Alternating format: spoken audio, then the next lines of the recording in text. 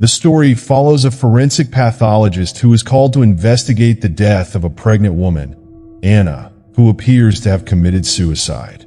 As he examines her body, he discovers strange symbols carved into her skin and an inexplicable absence of the child she was carrying. His investigation uncovers the sinister truth. Anna's pregnancy was part of a dark ritual by a cult called the Children of the New Dawn, aiming to transcend human life and create a vessel for a malevolent force. As he delves deeper, the protagonist becomes entangled in the cult's plans, realizing that some forces cannot be escaped, and he is now the intended vessel for something far darker than he ever imagined. If you enjoy thrilling content like this, don't forget to like and subscribe to this channel. If you have a mystical, horror, storytelling, or paranormal experience you'd like to share, feel free to send your story to the email provided in the description, nightlantern24@gmail.com. I've spent the last 15 years as a medical examiner, and I thought I'd seen everything there was to see in my line of work. The morgue is my domain, a sterile clinical space where science reigns supreme. I've never been one to entertain ghost stories or tales of the supernatural. Death, to me, has always been a purely physical thing. But the night I performed the autopsy on her, on a woman I knew, it changed everything. Her name was Anna. I'd seen her in the hallways of the hospital many times before. She was one of those people who carried an aura of joy wherever she went. Pregnant and practically glowing, she was always chatting excitedly with the nurses about her baby. She'd been a bit eccentric though. She would often talk about how her life was about to change in ways no one could imagine. At the time, I'd brushed it off as the giddy anticipation of motherhood. When they called me in that night, it was already past midnight. The morgue was as silent as a tomb, no pun intended. The only sounds were the faint hum of the ventilation system and the occasional metallic creak of the equipment. The moment I saw her on the steel table, my breath caught. Her lifeless body was swollen and pale, the result of 3 days spent submerged in a bathtub. Her long dark hair clung to her face, and her wrists bore strange symbols carved into the skin. Similar markings were etched onto the back of her neck. She'd been found by a neighbor who noticed a foul smell coming from her apartment. The police suspected suicide, but something about the whole situation felt wrong. Anna had been so excited about becoming a mother. Why would she end her life so close to giving birth? The room felt colder than usual as I prepared for the autopsy. I went through the usual motions, photographing the body, documenting her injuries, and making initial observations. The carvings on her skin immediately stood out. They weren't just random marks. They looked deliberate, almost ritualistic. The more I examined her, the more uneasy I felt. Her skin around the carvings was oddly discolored, lighter, almost gray, and tougher than the rest of her body. It wasn't decomposition. I'd never seen anything like it before. As I moved on to the internal examination, I felt a heavy sadness settle over me. I didn't want to keep going, but I forced myself to focus. Her lungs were filled with water, confirming drowning as the cause of death. Everything else seemed normal until I got to her ribs. That's when I froze. Her ribs were covered in the same intricate carvings as her skin. Tiny symbols, etched so precisely that they almost looked like they'd been done with a scalpel. But there was no way she could have done this to herself. It would have been impossible. I grabbed my phone and snapped a close-up of the carvings. The flash illuminated the symbols, making them stand out even more.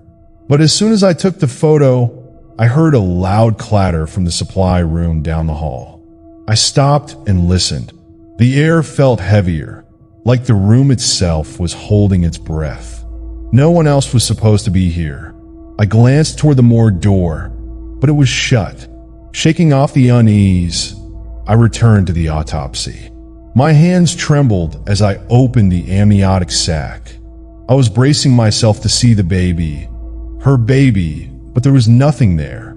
The sack was completely empty. The umbilical cord and placenta were intact, but there was no fetus. It was as if the baby had vanished into thin air. I stepped back, my mind racing. This wasn't possible. There were no signs of a recent delivery. No trauma, no bleeding. Anna had been heavily pregnant when she died. There was no logical explanation for this. I quickly finished the autopsy, closed her up, and filled out the report. I listed the cause of death as suicide, even though I didn't believe it. The hospital administration wanted the case wrapped up quickly, and I wasn't in a position to argue. But something wasn't right.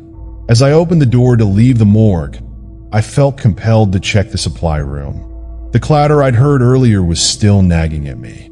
I walked down the dimly lit hallway, the sound of my footsteps echoing off the tiles. The supply room door was shut, but when I tried the knob, it was locked from the inside. I knocked softly. "Hello? Is anyone in there?" At first, there was silence. Then I heard a faint, wet, sucking sound like someone was dragging their tongue across their teeth. My heart pounded in my chest as I backed away from the door. When I turned to look at the morgue, the door I just closed was swinging open. I didn't wait to find out what was happening. I grabbed my things, locked up, and left as quickly as I could. Driving home at 3 a.m., the streets were empty, and the city felt like a ghost town. The events of the night replayed in my mind like a bad dream. By the time I got home, exhaustion had taken over, and I collapsed in a bed without bothering to change out of my scrubs. But sleep didn't come easily. My dreams were strange, feverish. I saw Anna standing in the bathtub, her pregnant belly grotesquely swollen. Her eyes were wide and unblinking, and she was holding something in her arms, something wrapped in a blood-soaked blanket. I woke up to the sound of my own scream. The clock read 6:13 a.m. The soft morning light filtered through my bedroom window, casting eerie shadows on the walls. I sat up, rubbing my face, and that's when I noticed it. The window was fogged up, and in the condensation, there was a handprint. It was small like that of a child, but I live alone. I stared at the handprint on the window for what felt like an eternity. It wasn't just the size that unsettled me. It was the clarity. The fingers were pressed deeply into the fog, smudging the glass, as though the child, or whatever it was, had been standing right there on the other side. My hands trembled as I wiped the condensation away, revealing nothing outside but the dull, gray light of the morning. My apartment was on the 4th floor. There was no balcony, no ledge. There was no way anyone could have been there. Still, I checked every corner of my apartment, from the closets to the cramped storage room. Every shadow seemed to grow and stretch as I moved through the space, and every faint creak of the floorboards made my heart leap. But the place was empty, or at least that's what I told myself. I sat at my kitchen table, nursing a cup of black coffee, trying to rationalize what I'd seen. Maybe I was sleep deprived. Maybe the handprint was just an illusion caused by the light. Maybe I'd imagined the whole thing. But deep down, I knew that wasn't true. I couldn't stop thinking about Anna, the symbols carved into her ribs, the empty amniotic sac, the sound I'd heard in the supply room, and now this. I went back to work later that evening. The hospital morgue was quiet as usual, but this time, the silence felt oppressive. My colleagues, what few of them worked the night shift, didn't seem to notice anything unusual. I tried to focus on my tasks, but my mind kept drifting back to Anna's case. I pulled out the files and reread the notes, scanning for anything I might have missed. That's when I remembered the photograph, the close-up I'd taken of her ribs. I retrieved my phone and opened the gallery. The picture was there, but something was wrong. The symbols, once sharp and intricate, were now blurred, as though the image itself had decayed. And then, As I stared at the photo, I realized something chilling. The symbols were shifting. They twisted and writhed on the screen, rearranging themselves into new patterns. My breath caught in my throat as I watched them form what looked like a face, a crude, skeletal visage with hollow eyes. The phone slipped from my hands and clattered onto the desk. The screen went black. I backed away, my pulse pounding in my ears. This wasn't possible. None of this was possible. "Hey, you okay?" I spun around to see Dr. Patel, one of the pathologists, standing in the doorway. His brow furrowed as he looked at me. "Yeah," I said quickly, forcing a weak smile. "Just tired. Long night." He nodded but didn't look convinced. "You should take it easy." The admin's been on edge about Anna's case. Something about missing details in the report. "Missing details?" I asked, my stomach sinking. He hesitated. "Apparently, there's some pushback from the family, or what little remains of it. They're saying she'd never take her own life. The neighbor's story doesn't add up either." I swallowed hard. I hadn't even known Anna had any family. That night, as I drove home, I couldn't shake the feeling that I was being watched. The shadows seemed to follow my car, darting just out of sight whenever I tried to focus on them. By the time I pulled into my driveway, my nerves were frayed. Inside, the air felt heavier than usual. I locked the door behind me and double-checked the windows, but the unease wouldn't leave me. I decided to take a shower, hoping the hot water would calm my racing thoughts. The bathroom mirror was fogged up when I stepped out, and I froze when I saw what was written on it. "Where is it?" The words were scrawled in dripping water, as though someone had traced them with a wet finger. I grabbed a towel and wiped the mirror clean, but the message reappeared almost instantly. "Where is it?" The bathroom light flickered, and a faint sound echoed through the apartment. A soft, rhythmic tapping. It was coming from the living room. I crept out of the bathroom, my bare feet silent against the floor. The tapping grew louder as I approached, like tiny fingers drumming against glass. When I reached the living room, I saw it. The window was fogged again, and there, pressed against the glass, was the same child-sized handprint. But this time, it wasn't alone. Dozens of handprints covered the window, overlapping and smearing into each other. I stumbled back, my heart pounding. The tapping stopped, replaced by a low, guttural whisper that seemed to come from everywhere at once. "Where is it?" I don't remember grabbing my keys or leaving the apartment. I only remember running. The next day I called in sick. I couldn't bring myself to go back to the hospital, not after what had happened. I spent the day researching Anna's case, digging into her past, hoping to find some kind of explanation. That's when I found it, a mention of a police report from 3 years ago. Anna had been involved in a cult. The report described her as a witness in an investigation into a group that practiced strange rituals involving pregnant women.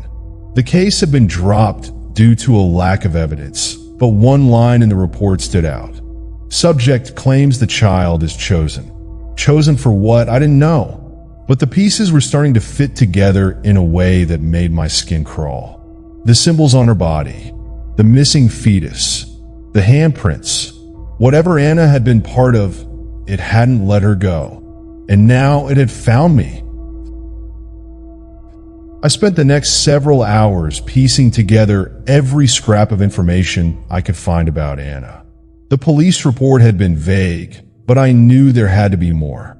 I dug through old news articles, forums, even social media posts, looking for anything that might explain the symbols, the missing fetus, or the strange events that had started to plague me. It wasn't until I found an obscure article from a local paper, dated 5 years ago, that things began to click. The article was about a series of unexplained pregnancies in the area. Women who had no history of fertility suddenly becoming pregnant, only to suffer horrifying miscarriages or stillbirths. Anna's name wasn't mentioned, but I recognized one of the women in the article. She'd been a nurse at the same hospital where Anna and I worked. She'd vanished a year later, and no one seemed to know why. The article described a group of individuals who believed that certain children, chosen children, were destined to bring about a great change in the world. These individuals, the article claimed, were part of a cult that had existed for decades, if not longer. The symbols, the carvings, the rituals, it was all connected. By the time night fell, I was exhausted but too afraid to sleep. Every shadow in my apartment felt alive. Every creak of the floorboards a warning. I kept the lights on and tried to convince myself that I was imagining things, that my sleep-deprived mind was playing tricks on me. But then the power went out. The apartment was plunged into darkness, and the air grew unbearably still. I fumbled for my phone, using the flashlight to navigate. That's when I heard it. The faint sound of a baby crying. It wasn't coming from outside or the hallway. It was coming from inside my apartment. I followed the sound, my hands shaking so badly I could barely hold the phone steady. The crying grew louder as I approached the living room. The window was fogged again, and the handprints had returned. But this time, they weren't just on the glass. They were everywhere, on the walls, the ceiling, even the floor. Tiny, ghostly impressions that seemed to shimmer in the dim light of my phone.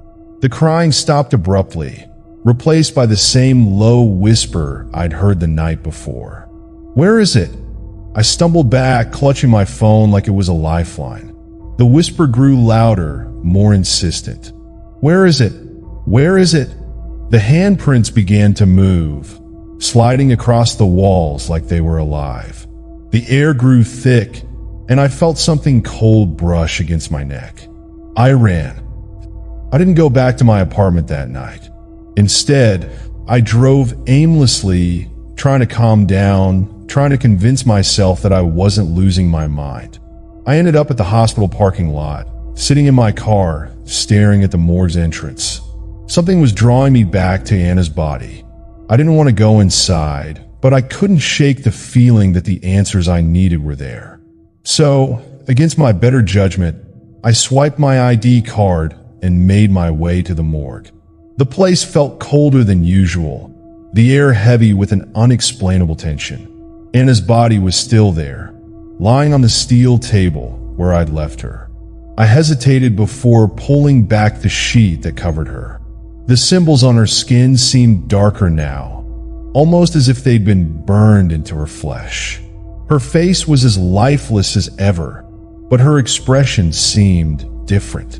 Her lips were slightly parted, and for a moment, I could have sworn I saw her chest rise and fall. I stepped back, my heart racing.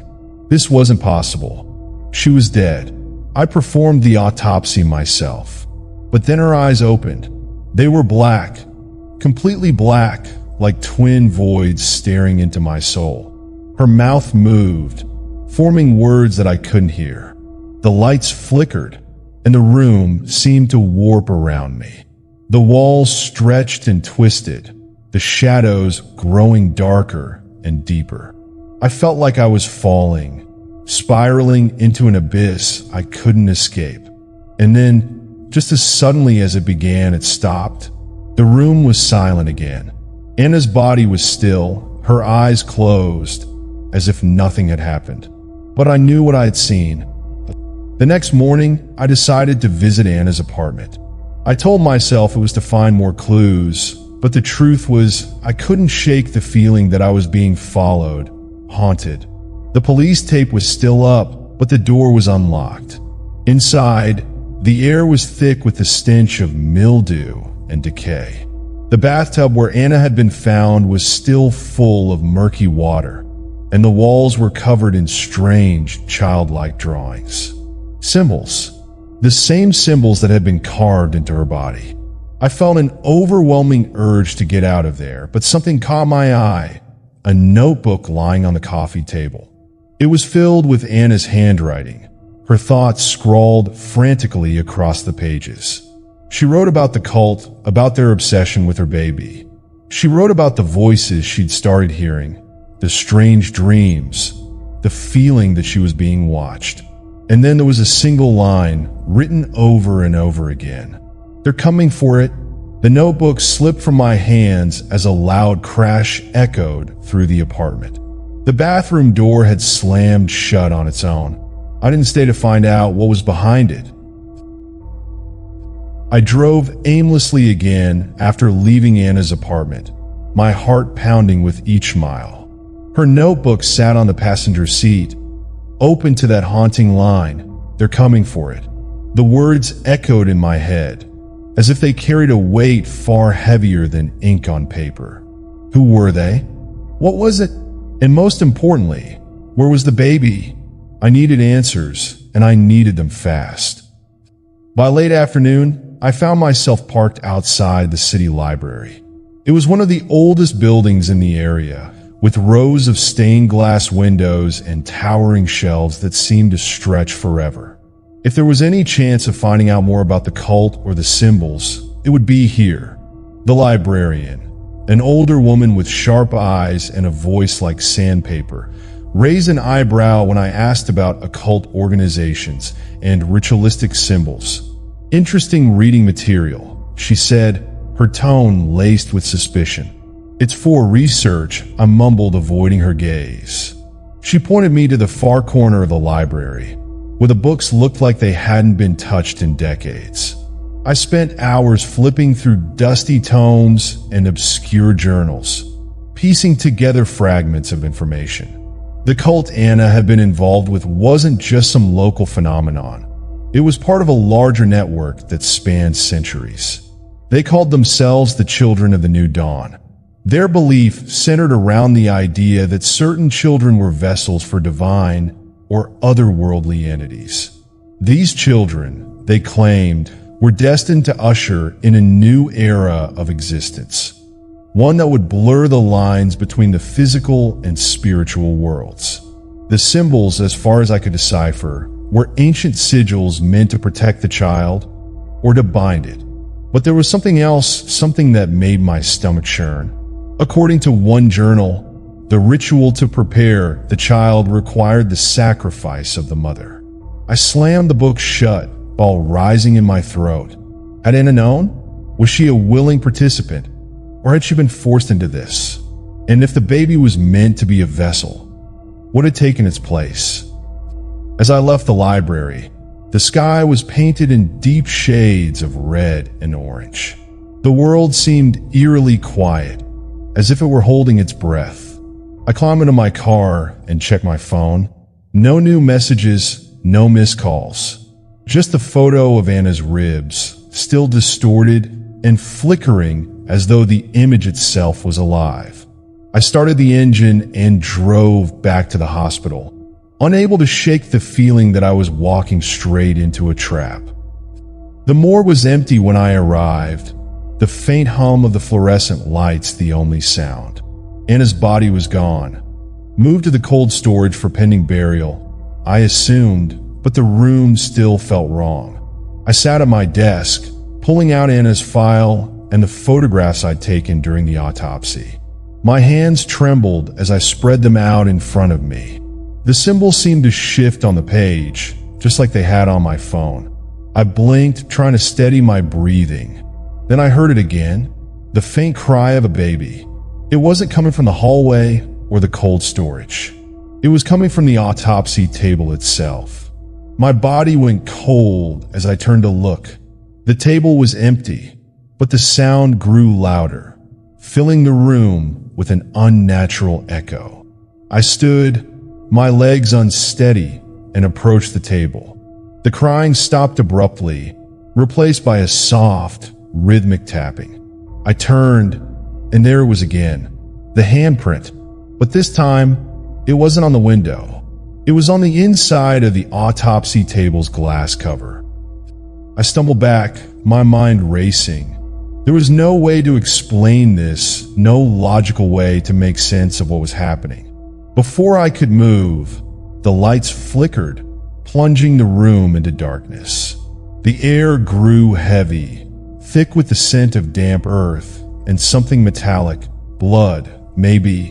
And then I saw them, eyes, dozens of them, glowing faintly in the dark, staring at me from the shadows.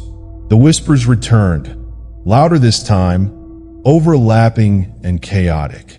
Where is it? Where is it? Where is it? I backed into the wall, my chest tightening as the whispers grew deafening. The eyes moved closer, surrounding me, until I could feel their gaze piercing through me. Then a single voice rose above the rest. It belongs to us.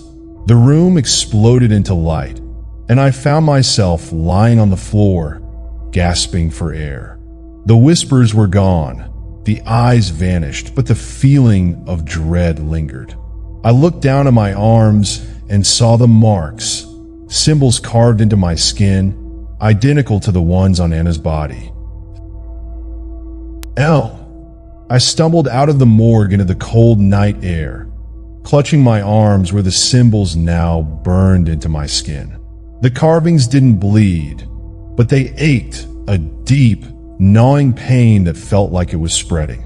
I drove home in silence, my hands gripping the wheel so tightly my knuckles turned white. Every shadow on the road felt alive, every flicker of a street lamp like a sinister omen. By the time I reached my apartment, I was shaking. I locked every door and window, drew the blinds, and sat on the floor with Anna's notebook in one hand and a bottle of whiskey in the other. If I was going to face whatever this was, I needed courage, or at least the illusion of it. I spent hours reading and rereading Anna's frantic writings, piecing together her descent into the madness that had led to her death. She'd written about hearing voices, seeing shadows that didn't belong, and feeling an overwhelming sense of dread every time she was alone. She tried to seek help, but no one believed her. Her last few entries were the most chilling. They visit me at night. Their whispers fill the room. They say it's coming, that it's ready. I don't want this, but I can't stop it. I can't stop them. I dream of the baby. It cries, but it doesn't look like a baby anymore. Its eyes, God, its eyes. The final entry was just a single sentence, written in bold, jagged letters. They promised it would be mine, but it never was. Sleep was impossible. Every time I closed my eyes, I saw Anna's lifeless face, the symbols on her ribs, the empty amniotic sac, and always in the background, the faint sound of a baby crying. The whiskey dulled my nerves, but it couldn't stop the dreams. In one, I was back in the morgue, standing over Anna's body. Her eyes opened, black and void-like, and she whispered something I couldn't understand. When I leaned closer, her hand shot out and gripped my wrist. Her touch burned, and I woke up screaming. In another, I was holding a baby in my arms. It looked normal at first, but then its skin began to crack, revealing something dark and pulsating beneath. Its tiny hand reached up to touch my face, and its eyes, black, endless eyes, stared into mine. I woke up gasping, my heart pounding so hard it felt like it would burst from my chest. And then I heard it again, the crying. But this time, it wasn't faint or distant. It was coming from my living room. I grabbed the nearest object, a heavy lamp, and crept toward the sound, my pulse hammering in my ears. The crying grew louder as I approached the fogged-up window. The tiny handprints were back, but they were moving now, pressing against the glass from the inside. I dropped the lamp as the room grew colder, the air thick with an overwhelming sense of wrongness. And then I saw it, a figure standing in the corner of the room, cloaked in shadow.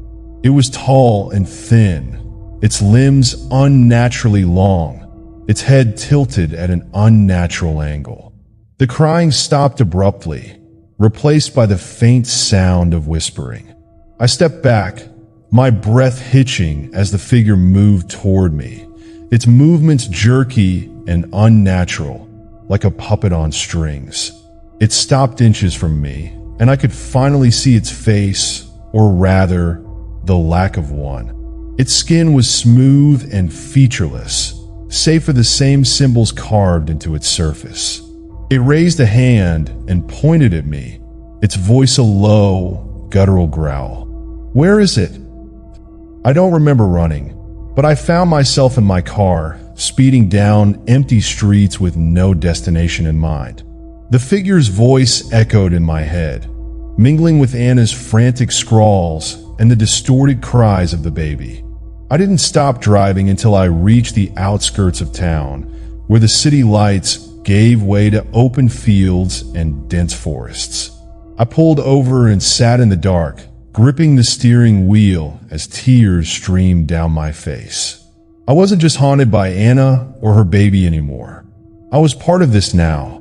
The symbols on my arms pulsed with a dull, throbbing pain, as if they were alive. And then, like a revelation, the pieces began to fall into place. The cult wasn't just trying to summon or protect the baby. They were trying to transfer. The realization hit me like a freight train. I wasn't just a bystander in Anna's nightmare anymore. Whatever ritual had been performed on her had now marked me as its next target. I didn't go home. I couldn't. The handprints, the whispers, the figure, they weren't going to stop. Instead, I found myself driving toward the one place I swore I'd never return to, Anna's apartment. I wasn't sure what I was looking for. Closure? Answers? Or maybe I was just desperate to confront the thing that had turned my life into a waking nightmare. The building loomed ahead, its broken windows and crumbling walls casting eerie shadows in the moonlight. The police tape fluttered in the cold breeze, but the door was still unlocked. I stepped inside, flashlight in hand, and made my way to the bathroom. The tub where Anna had been found was still full of stagnant water, the symbols carved into its porcelain glowing faintly in the dark. And then I saw it, a shape beneath the water. I dropped to my knees, peering closer. The water rippled as if something was moving beneath it, but I couldn't make out what it was. My trembling hands reached out, and I plunged my arm into the freezing water. The moment my skin touched the surface, the room changed. The walls dissolved into darkness, and I was no longer in Anna's apartment. I was in a vast, empty space, the ground beneath me cold and wet.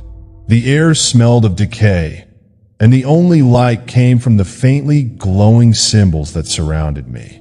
I wasn't alone. Shadows moved in the distance, their shapes twisting and contorting as they drew closer. The whispers returned, louder than ever, overlapping in a cacophony of incomprehensible voices. And then the figure appeared again. It towered over me, its faceless head tilting as if it were studying me. Its long, bony fingers reached out, brushing against the symbols on my arms. "They have chosen you," it said, its voice like nails scraping against stone. I tried to speak, but my throat felt like it was filled with sand. The figure leaned closer, its featureless face inches from mine. "You will bring it forth." I woke up gasping, back in Anna's apartment. My arm was still submerged in the tub, but the water was now clear, crystal clear, like a mirror. And staring back at me from the reflection wasn't my face. It was Anna's. Her mouth moved silently, forming words I couldn't hear. Then, slowly, she raised a hand and pointed behind me. I turned, my heart pounding, and saw the walls of the apartment covered in fresh symbols. They hadn't been there before, and in the center of the living room, standing perfectly still, was a crib. I approached the crib cautiously, every nerve in my body screaming at me to run. The symbols on the walls seemed to pulse, their light growing brighter with every step I took. The crib was empty at first glance, but as I leaned closer, I saw something lying at the bottom. A small, black orb, pulsating with a faint, eerie glow. The moment I touched it, a surge of pain shot through my entire body. My vision blurred, and I collapsed to the floor, clutching my head as images flooded my mind. I saw Anna, surrounded by hooded figures, her swollen belly glowing with the same light as the orb. I saw her screaming as they carved the symbols into her skin, their chants growing louder and louder. And then I saw the baby. It wasn't human, its tiny body twisted and writhed, its black eyes glowing with an unnatural light. I realized with a sickening certainty that the ritual hadn't been to protect the baby. It had been to summon it. When I came to, the orb was gone and the crib was empty, but the symbols on my arms burned brighter than ever, and I could feel something stirring inside me, something dark and alive. I stumbled out of the apartment, barely able to stand, and collapsed into my car. I had to end this. I didn't go to the hospital or back to my apartment. There was only one place left to go, the root of it all. Through Anna's notes and what I'd pieced together in the library, I knew the cult had a place of worship hidden deep in the woods outside the city. It was an abandoned church, long forgotten by the modern world, but preserved in whispers and fear. The children of the new dawn weren't gone. They were waiting. And now, I had something they wanted. The drive to the woods was a blur, the highway stretching endlessly into the darkness. My body felt like it wasn't my own anymore. The symbols on my arms burned hotter with each passing mile, and my vision flickered as though I were caught between two realities. The baby's cries echoed in my mind, growing louder the closer I got to my destination. When I reached the edge of the forest, the car sputtered and died, as if the land itself was rejecting modern technology. I stepped out, flashlight in hand, and began the trek into the trees. The air was thick and suffocating, filled with the faint scent of burning wood and decay.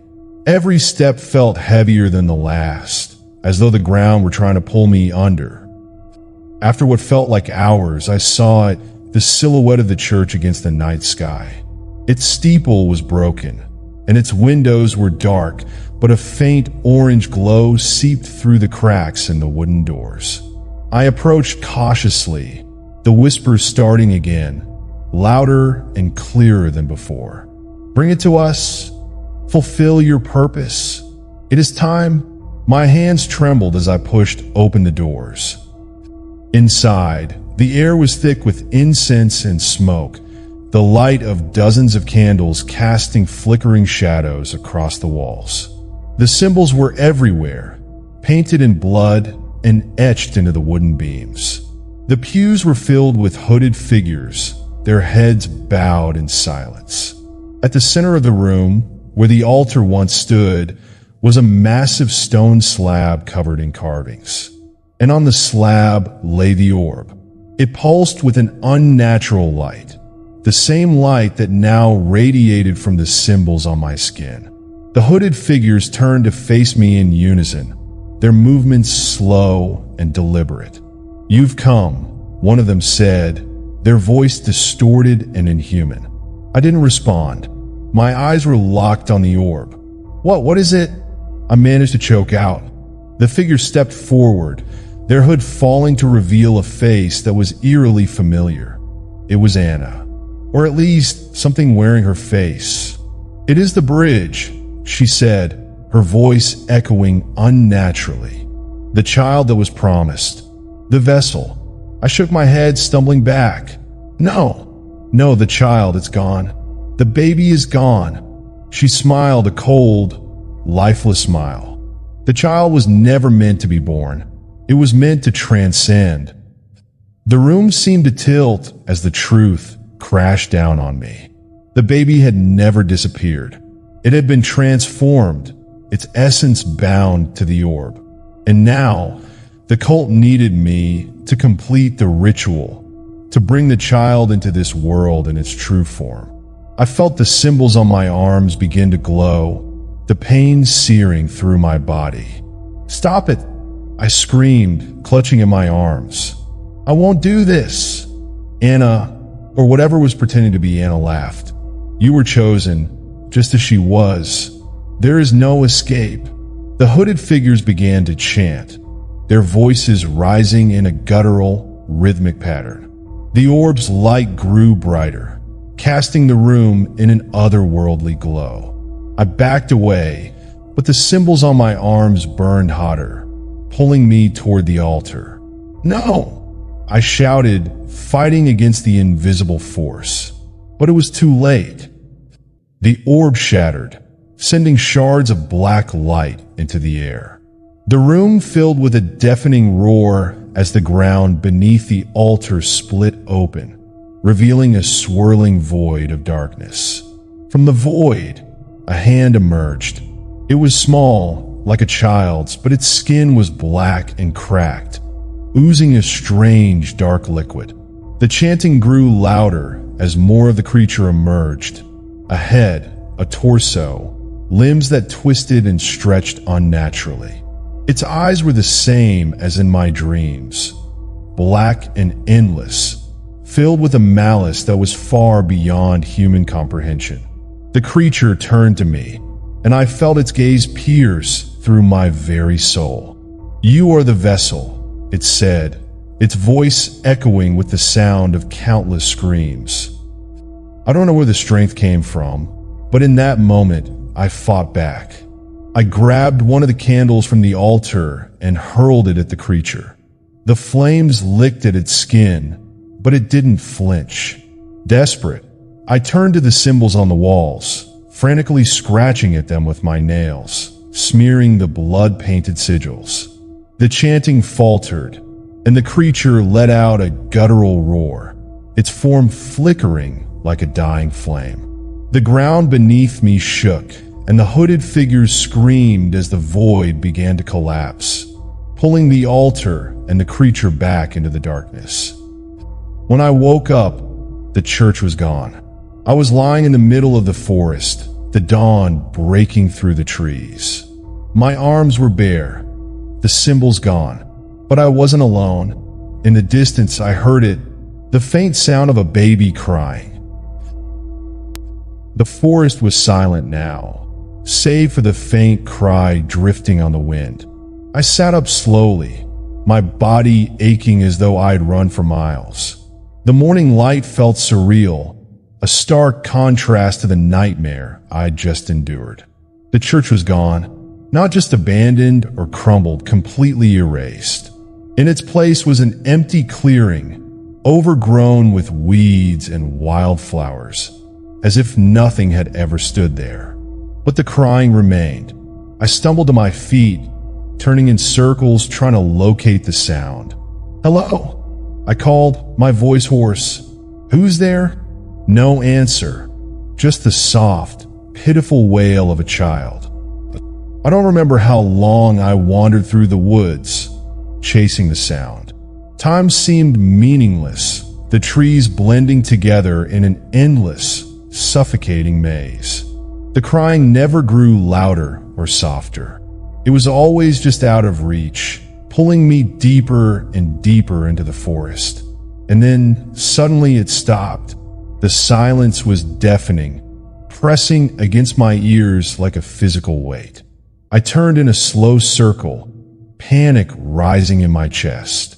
The air felt colder now, and the light of dawn had dimmed to an eerie twilight. That's when I saw it, a figure standing between the trees, its shape barely visible in the dim light. "Who's there?" I demanded, my voice trembling. The figure didn't move. I stepped closer, my heart pounding in my chest. It was a woman. Her back was to me, her long hair matted and tangled, her clothes torn and filthy. "Anna," I whispered, my breath catching in my throat. The woman turned slowly, and I stumbled back in horror. It wasn't Anna. It wasn't anyone. Her face was a blank, featureless expanse of flesh, smooth and pale like porcelain. The symbols were etched into her skin, glowing faintly in the dim light. She raised a hand, pointing at me with a single, bony finger. "You cannot run," she said, her voice a hollow echo. I ran. Branches tore at my clothes and skin as I sprinted through the forest, my breath coming in ragged gasps. But no matter how far I ran, the crying followed me. It was inside my head now, louder and more insistent, each wail sending sharp pains through my skull. I tripped over a root and fell hard, the wind knocked out of me. When I looked up, I wasn't in the forest anymore. I was in the morgue. Anna's body was on the table in front of me, her chest rising and falling as though she were alive. Her eyes opened, black and endless, and her lips moved, forming words I couldn't hear. The lights flickered, and I turned to see the hooded figures standing in the corners of the room, their chants growing louder and louder. The creature emerged from the shadows, its twisted form towering over me. "You cannot escape," it growled, its voice reverberating through the room. I closed my eyes, clutching my head as the crying and chanting reached a deafening crescendo. When I opened my eyes again, I was lying in my apartment. The symbols were gone, and the air was still. For a moment, I thought it was over, but then I heard it again, the crying. It was coming from the next room. I rose slowly, every step feeling heavier than the last. The door to my bedroom creaked open on its own, revealing a crib in the center of the room. The baby was there, wrapped in a dark blanket, its tiny form barely visible. I stepped closer, my hands trembling as I reached out to touch it. The baby turned its head, and I froze. Its eyes were black and endless, just like in my dreams. It smiled, revealing sharp, jagged teeth. "Daddy," it whispered. I don't know how long I've been sitting here, staring at the crib. The baby doesn't cry anymore. It just watches me, its black eyes unblinking, its smile never fading.